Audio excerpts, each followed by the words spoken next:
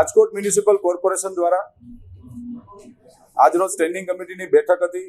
આ બેઠકની અંદર આપણે જે પ્રશ્ન પૂછ્યો મુજબ સફારી પાર્ક રાજકોટમાં એક નવું નજરાણું બની રહ્યું છે। જેવી રીતે પ્રદ્યુમન પાર્ક બનાવ્યું, જેવી રીતે રામવન બનાવ્યું, એવી રીતે રાજકોટના લોકો માટે સફારી પાર્ક રાજકોટ મહાનગરપાલિકા બનાવવા જઈ રહ્યું છે। સંબંધિત મંજૂરીઓ એ પણ બધી આવી ગઈ છે અને ગઈકાલે માનનીય ધારાસભ્ય શ્રી ઉદયભાઈ કાનગડના હસ્તે, કારણ કે વિધાનસભા 68 વિધાનસભા આવે, આખી 29 હેક્ટર જમીન ઉપર કમ્પાઉન્ડનું કામ ગઈકાલથી ખાતમુહૂર્ત કરવામાં આવ્યું। આજે એમના ગેટ જે દેવળિયા સફારી પાર્ક અને આંબાડાઈ સફારી પાર્કમાં જે પ્રકારે ગેટ બનાવ્યા છે, એ ગેટનું આજે અમે લોકોએ સ્ટેન્ડિંગ કમિટીમાં કામ મંજૂર કર્યું છે અને 1.5 વર્ષની અંદર રાજકોટના નગરજનો માટે લાયન સફારી પાર્ક અમે લોકો ખુલ્લું મૂકવા જઈ રહ્યા છીએ। રાજકોટ મ્યુનિસિપલ કોર્પોરેશનની આજરોજ સ્ટેન્ડિંગ કમિટીની બેઠક હતી।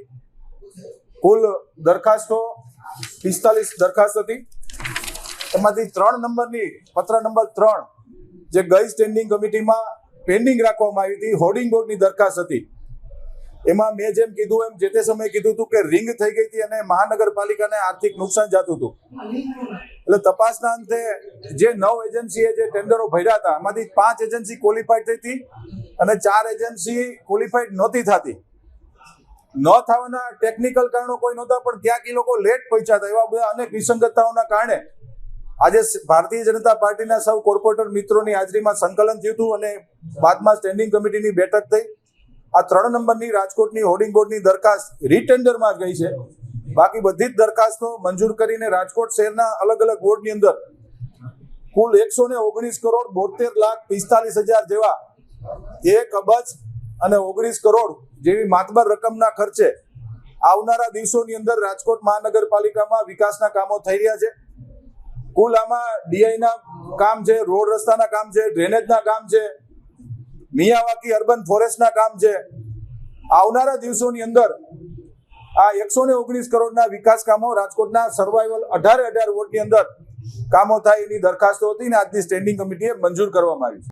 સફાઈ કામદાર એ કોઈ પણ રાજ્ય, કોઈ પણ મહાનગર, કોઈ પણ દેશ જ્યારે આપણો સવાર પડતી હોય છે ત્યારે આપણે આપણા ગામને, આપણા મહોલ્લાને ચોખ્ખું જોતા હોય છે। કોઈ પણ ગામની શરૂઆત, કોઈ પણ દિવસની શરૂઆત એ પ્રાતઃથી થતી હોય છે અને સફાઈ કામદારો આપણા સિટીને સાફ કરતા હોય છે।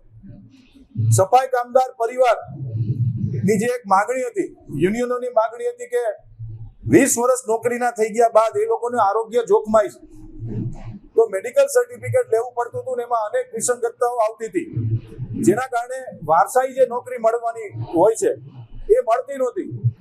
આજરોજ સ્ટેન્ડિંગ કમિટીએ એ નિર્ણય મેડિકલનો રદ કર્યો છે અને 20 વર્ષ અને 54 વર્ષની ઉંમર હોય કોઈ પણ સફાઈ કામદારની, તો એની અંદર એના પરિવારને, સફાઈ કામદારને, વારસાઈ પરિવારને નોકરી આપવી એવો એક આજે ઠરાવ કરવામાં, આજે મંજૂર કરવામાં આવ્યું।